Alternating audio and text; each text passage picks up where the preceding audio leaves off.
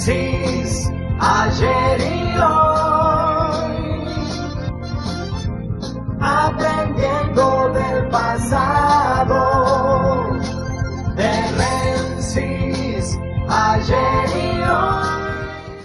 Desde que el hombre es hombre, trata de averiguar los misterios del mundo y además la ciencia pretende lograr, ubicar, trasladarse en la mirada hacia todo el cosmos en la búsqueda del famoso Big Bang, es decir, de la famosa explosión que habría dado origen científico al planeta y al mundo. Claro, esto no es ninguna novedad.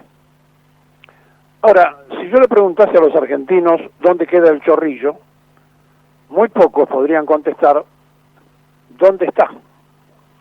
Es una localidad casi a 5.000 metros de altura de la provincia de Salta.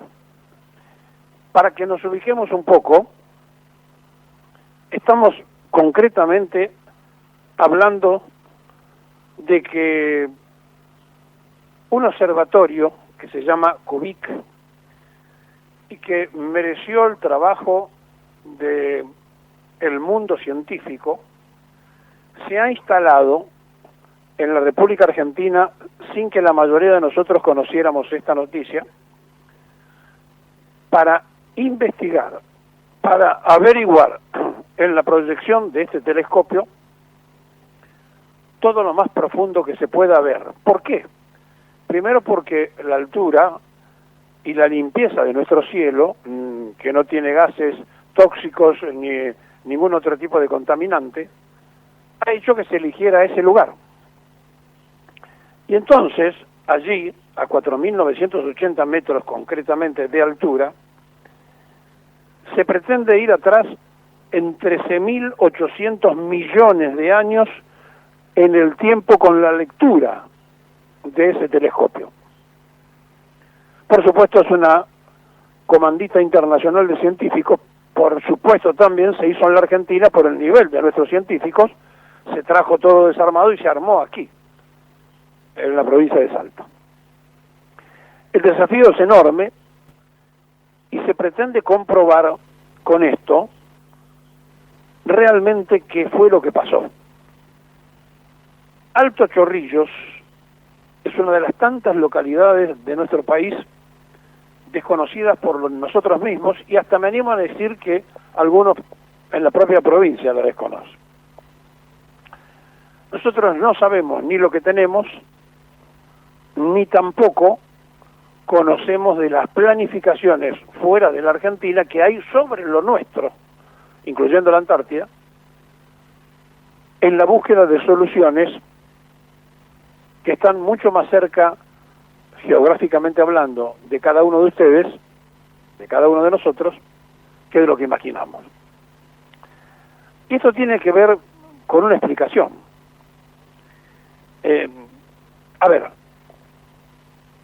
en los últimos días, cuando hicimos algunas preguntas, incluso nosotros al preguntar, cometimos el yerro de decir quién serían los candidatos o cuáles serían los candidatos o a qué candidato prefiere, y omitimos por completo hablar de cuál sería el plan, cuál sería el objetivo, cuál sería la propuesta a desarrollar.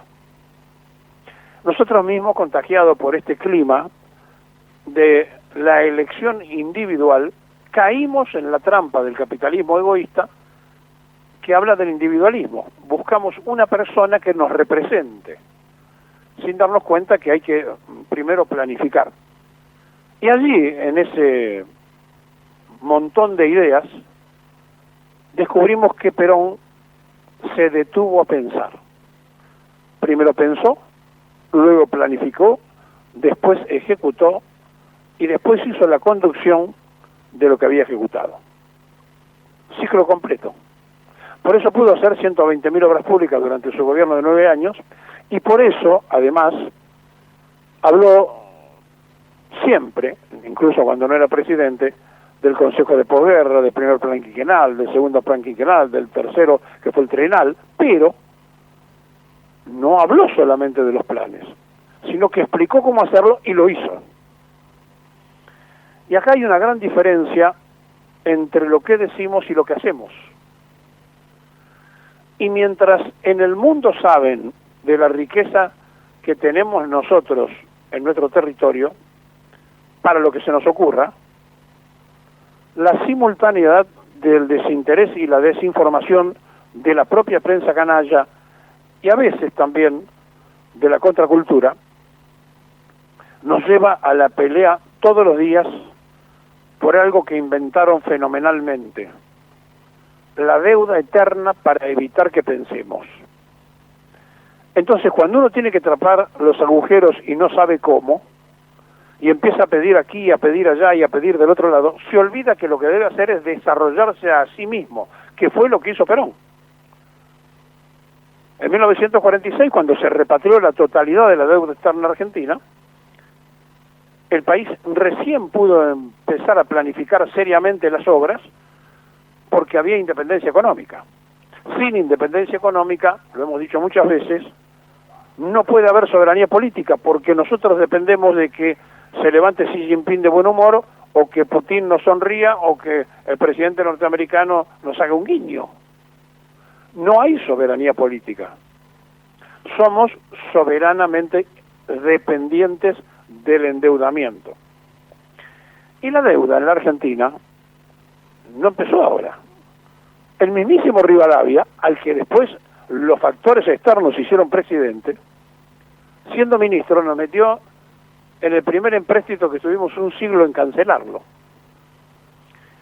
Y muy suelto de cuerpo, el gobierno de Macri tuvo un funcionario que dijo: la Argentina está muy poco endeudada, es una vergüenza, hay que ir a pedir crédito porque no tenemos casi deuda, y nos metió en 100 años otra vez por 100.000 millones de dólares, cuyo capital lo recuperan los inversionistas en 15 años y lo demás es usura.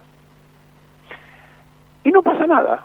No pasó nada con Rivadavia, no pasó nada con Macri. Es decir, hay algo que fracasa en la lectura de estas cosas en nuestra sociedad. Y así como la noticia de este telescopio, el más importante del mundo en la búsqueda de ir hacia atrás para ver si existió o no una explosión,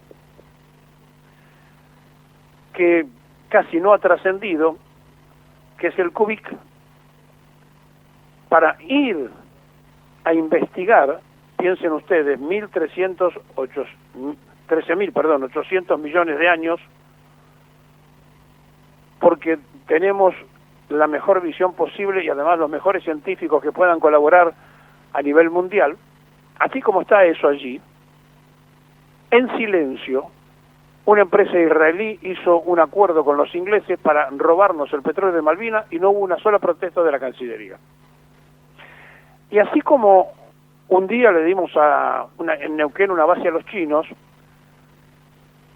y los norteamericanos nos pidieron otra en Tierra del Fuego, y la sociedad está ocupada, y es lógico, y preocupada por lo que decía Hipólito Yrigoyen, la víscera más sensible es el bolsillo, han logrado con la deuda perpetua sacarnos del eje del razonamiento y del pensamiento. Nos llevaron a la angustia constante. Y en lugar de tener una vida feliz en la Argentina, nos fueron mortificando diariamente con mirá que deben, mirá que deben. Y cuando se asume como verdad revelada sin investigarse, es grave. Por eso cuando Adolfo Rodríguez Sá nos hizo soñar durante una semana, porque dijo lo que había que decir, vamos a investigar la deuda, no vamos a pagar nada, y lo corrieron con los bomberos, y lo echaron y se fue a renunciar desde San Luis, porque le cortaron la electricidad y el agua en la Quinta de Olivos, y cuando estaba en Mar del Plata, una columna de 100 personas le hicieron creer que era la cabecera de miles, y él lo compró porque las presiones internas, la traición interna, lo iban convenciendo de esto, y nosotros no nos enteramos que lo habían corrido con los bomberos, que lo echaron, pero lo echaron los de aquí, porque los de afuera decían, ¿cómo va a aparecer un loco que diga que va a investigar? Si investiga, se descubre que la deuda es falsa. Y así tenemos una historia rica en situaciones de este tipo y muy pocos que se pusieron los pantalones para ejercer el poder. Y cuando la sociedad votó al Frente de Todos, lo hizo no convencido de que Alberto Fernández iba a hacer una revolución, convencido de que no querían que siguieran los que estaban, porque ya lo habían visto, 125 pymes cerraron. Pero claro, la sociedad se zambulle en algo que era impensado, que fue una pandemia, y entonces allí, queriendo demostrar que era un problema de toda la humanidad y de todos los argentinos, generosamente quizá el presidente se quiso mostrar con el gobernador de Buenos Aires, con el jefe de gobierno de la ciudad autónoma, que debería ser el intendente, y la verdad se transformó en un decidor de malas noticias, cuando era un trabajo para los ministros o para cualquier funcionario de la Secretaría de Difusión. Y así comenzó a transitar el primer tiempo de algo que debería haber sido la investigación de lo que habían hecho los nuevos Rivadavia del gobierno amarillo, que otra vez nos habían llevado derechita al Fondo Monetario Internacional, que ya habíamos saldado la deuda en época de Néstor Kirchner, y al igual que lo hicieron con Perón, en 1955, dos radicales, Previch, un tucumano que trajo la idea de ir al Fondo Monetario, y Eugenio Blanco, que después repitió como ministro de los radicales, nos llevaron derechito al endeudamiento cuando en 1955 nos debían a nosotros, éramos un país acreedor, y rápidamente pasamos a ser país deudor. Notable. Nos debía España, Italia, Israel, todos nos debían a nosotros, y terminamos en 2 años misteriosamente con la fusiladora debiéndole nosotros a todos. Entonces, estamos en esto. Usan nuestro territorio para hacer la investigación del misterio mismo de la vida. Y más allá de lo que se pueda descubrir o no descubrir, no es una noticia que haya ocupado a los medios de confusión masiva. Ellos están en otra cosa, en la perpetuidad del endeudamiento y el creer que todo lo que viene de París, de Londres, de Nueva York, depende el turno y el momento, es mejor que lo que ocurre en Buenos Aires, en Salta o en Neuquén. Sí. Y por eso, sin ponerse colorados, dicen que ¿por qué no cambiamos Malvinas por vacuna? Y la terminan haciendo diputada la persona que dijo eso.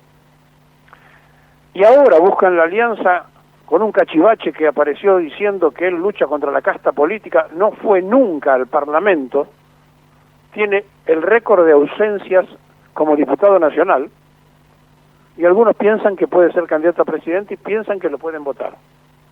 Un cachivache que además dice que es moderno y repite constantemente lo viejo del liberalismo. Estamos mal porque no nos detenemos a pensar.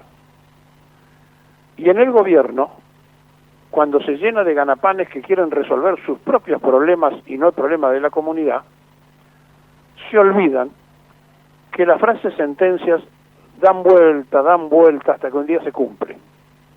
Y hay una que dice que cuando el pueblo agota su paciencia, suele hacer tronar el escarmiento.